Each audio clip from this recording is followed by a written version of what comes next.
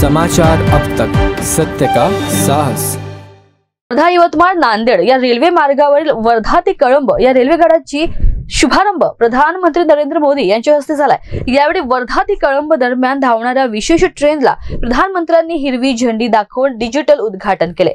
शुभारंभाप्रसंगी Kalamb railway स्थानकावर खासदार रामदास तळस उपस्थित होते। शुभारंभानंतर वर्धा ते कळंब ट्रेन क्रमांक 5119 आणि कळंब ते वर्धा ट्रेन क्रमांक 511120 च्या नियमित सेवा सुरू होणार आहेत। या गाड्या रविवार आणि बुधवार वगळता आठवड्यातून 5 दिवस चालतील। याशिवाय या गाड्या देवळी आणि भिडी स्थानकावर नियोजित थांबा देतील आणि मार्गावरील प्रवाशांच्या गरजा पूर्ण करतील। थांबे हे धोरणात्मक स्थान विविध ठिकाणांहून येणाऱ्या प्रवाशांसाठी प्रवेश योग्यता आणि सुविधा सुनिश्चित करते।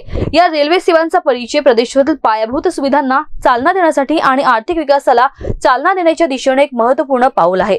याचा फायदा प्रवासी, व्यवसाय आणि स्थानिक समुदायांना होईल। सुरळीत कनेक्टिव्हिटी सुलभ होईल आणि कळंब आणि वर्धा दरम्यान अखंड प्रवास शक्य होणार आहे। आज अब तक ब्युरो रिपोर्ट यवतमाळ।